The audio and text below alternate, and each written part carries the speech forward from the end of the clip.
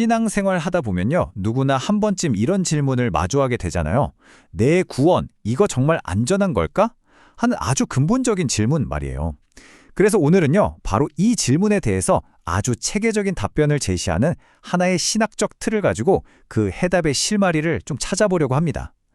과연 이 틀이 우리에게 정말 흔들리지 않는 확신을 줄 수 있을지 한번 같이 파고들어 보죠. 자, 우리가 가장 먼저 던져볼 질문은 바로 이겁니다. 한 번 구원받으면 정말 영원히 구원받은 걸까? 하는 문제예요. 그러니까 우리가 살면서 실수도 하고 또 약해지기도 하잖아요. 이런 것들 때문에 혹시 구원이 취소될 수도 있는 걸까요? 아니면 어떤 상황이 와도 절대적으로 보장되는 걸까요? 그런데 말이죠. 이 질문을 훨씬 더 어렵게 만드는 아주 강력한 실제 사례가 있어요. 바로 성경에서 가장 지혜로운 왕으로 알려진 솔로몬 왕입니다. 아니 그 위대한 솔로몬조차 말년에 하나님에게서 완전히 마음이 떠나버린 것처럼 보이잖아요. 그럼 도대체 영원한 안전? 이 말을 우리가 어떻게 믿을 수 있겠어요? 그리고 마지막 세 번째 질문은요. 이제 이론을 넘어서 우리 각자의 마음속으로 들어갑니다. 좋아요. 구원이 객관적으로 영원하다는 걸 머리로는 알겠다고 쳐요. 그런데 내가 바로 나 자신이 구원받았다는 걸 주관적으로 어떻게 느끼고 확신할 수 있느냐? 이게 사실 우리 모두에게 가장 중요한 질문 아니겠어요? 좋습니다. 그럼 첫 번째 질문부터 한번 차근차근 풀어가 보죠. 한 번 구원받으면 영원한가?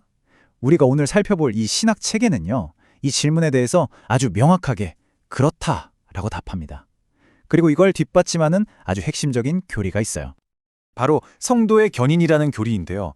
근데 이 견인이라는 단어만 들으면 어떠세요? 뭔가 자동차 고장 났을 때 레카차가 끌고 가는 것처럼 우리가 막 스스로의 의지로 낑낑대면서 힘겹게 버텨내야 할 것 같은 그런 느낌이 들지 않나요? 하지만 이 교리의 진짜 핵심은요. 놀랍게도 우리의 노력이 아니라 전혀 다른 곳을 향하고 있습니다. 자, 바로 여기서 아주 중요한 관점의 전환이 일어나는 거예요.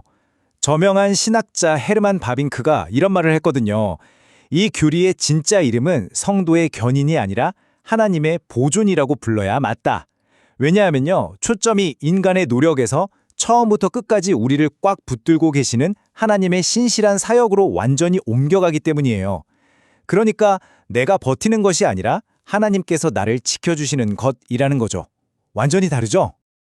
그렇다면 그 확실성은 도대체 어디서 오는 걸까요? 이 신학체계의 기반이 되는 웨스트민스터 신앙고백서는요. 그 근거를 우리의 의지가 아니라 바로 삼위일체 하나님의 완벽한 팀플레이, 즉 연합사역에서 찾습니다. 보세요. 첫째, 절대 병하지 않는 성부 하나님의 선택. 둘째, 우리를 위해 모든 걸 다 이루신 성자 예수님의 사역. 그리고 마지막으로 우리 안에서 이 구원은 진짜다 하고 도장을 꽉 찍어주시는 성령님의 인치심. 이 세 개의 강력한 기둥이 버티고 있으니까 절대 흔들릴 수 없다는 겁니다. 자, 그런데 아무리 이론이 완벽해 보여도 현실의 어려운 질문 앞에서는 시험대에 오를 수밖에 없잖아요. 이 성도의 견인이라는 교리가 마주한 가장 큰 도전, 그 스트레스 테스트가 바로 솔로몬 왕의 사례입니다. 과연 이 교리가 솔로몬의 경우에도 제대로 적용될 수 있을지 한번 따져보겠습니다. 지금 보시는 이 표 정말 기가 막히지 않나요? 하나님의 명백한 경고와 솔로몬의 행동 사이에는 정말 건널 수 없는 강이 흐르는 것 같아요. 분명히 네 마음이 돌아설 거다라는 경고를 들었는데도 그는 정확히 그 길을, 그것도 아주 보란듯이 걸어갔습니다. 아니, 도대체 어떻게 구원받은 사람이 이럴 수가 있는 걸까요? 이게 바로 이 신학체계가 반드시 풀어야만 하는 숙제인 거죠. 자, 이 신학체계는 바로 여기서 아주 중요한 구분을 합니다. 뭐냐면요. 진짜 신자는 구원 자체를 잃어버리지는 않지만 심각한 죄를 지으면 정말 끔찍한 결과를 맞이할 수는 있다는 거예요. 솔로몬의 죄는 하나님의 진노를 샀고 스스로의 양심에 깊은 상처를 냈고 심지어 나라 전체에 일시적인 심판까지 불러왔습니다. 그러니까 구원은 잃지 않았을지 몰라도 그 대가는 정말 상상 이상으로 혹독했다는 거죠. 하지만 이 모든 징계와 심판 속에서 결정적인 한 구절이 한 줄기 빛처럼 나타납니다. 영원히 하지는 아니하리라. 하나님께서 심판은 하시지만 완전히 버리지는 않으신다는 거예요. 왜일까요?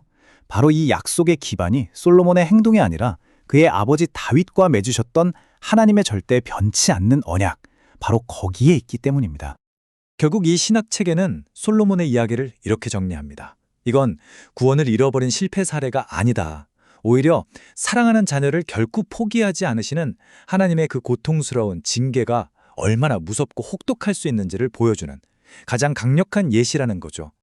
자, 이제 우리는 마지막 질문, 그러니까 가장 개인적이고 실질적인 질문 앞에 서게 됐습니다. 구원을 잃어버리진 않지만 솔로몬처럼 그렇게 끔찍하게 넘어질 수도 있다. 그렇다면 우리는 도대체 뭘 근거로 나는 안전하구나 하고 마음 편히 느낄 수 있는 걸까요? 이 질문에 답하기 위해서 이 신학 체계는 아주 중요한 두 가지 개념을 딱 구분해서 설명합니다. 하나는 구원의 객관적 사실인 견인이고요. 다른 하나는 구원의 주관적 경험인 확신입니다. 비유를 들자면 이런 거예요. 견인이 폭풍우 속에서도 배를 꽉 붙들고 있는 튼튼한 닻이라면 확신은 그 배 위에서 우리가 느끼는 마음의 평안함 같은 겁니다. 닻 자체는 튼튼해도 파도가 너무 거세게 치면 평안함은 얼마든지 흔들릴 수 있는 거죠. 그렇다면 그저 흔들리는 감정이 아니라 진짜 백의 확신은 어디서 오는 걸까요? 웨스트민스터 신앙고백서는 마치 다리가 3개인 튼튼한 의자처럼 이 3가지 근거를 딱 제시합니다. 첫째, 절대로 변하지 않는 하나님의 약속의 말씀. 둘째, 내 삶에서 실제로 나타나고 있는 변화의 증거들, 즉 열매들이죠. 그리고 마지막으로 내 마음 깊은 곳에서 너는 하나님의 자녀야 라고 속삭여주시는 성령님의 증언, 이 3가지입니다. 여기서 정말 중요한 어쩌면 위로가 되는 포인트가 있습니다. 이 관점에 따르면요. 지금 당장 내가 확신의 감정이 좀 부족하다고 해서 난 구원받지 못했나 봐 라고 생각할 필요가 없다는 거예요. 왜냐하면 확신은 믿음이라는 씨앗 그 자체가 아니라 그 씨앗이 잘 자라서 시간이 지나면서 자연스럽게 맺히는 열매와 같기 때문입니다. 자, 그럼 이제 지금까지 우리가 살펴본 견인, 징계, 확신이라는 이 퍼즐 조각들을 전부 다 맞춰서 이 신학 체계가 그리는 큰 그림이 과연 어떤 모습인지 한번 완성해 보겠습니다. 이 표를 보시면 전체 내용이 아주 깔끔하게 정리가 되죠? 첫 번째, 나는 영원히 안전한가? 이 질문에 대한 답인 견인은요, 전적으로 하나님의 사역에 기초하기 때문에 절대로 잃어버릴 수가 없습니다. 두 번째, 나는 성장하고 있는가와 관련된 성화는 우리의 순종 여부에 따라서 얼마든지 정체되거나 심지어 후퇴할 수도 있고요. 마지막으로 나는 안전하다고 느끼는가의 문제인 확신은 말씀이나 삶, 성령의 증언에 근거하지만 우리의 죄 때문에 심하게 흔들릴 수 있습니다. 이 3가지가 서로 연결은 되어 있지만 결코 똑같은 개념은 아니라는 거죠. 자, 이제 모든 퍼즐 조각이 딱 맞춰지는 느낌이 드시죠?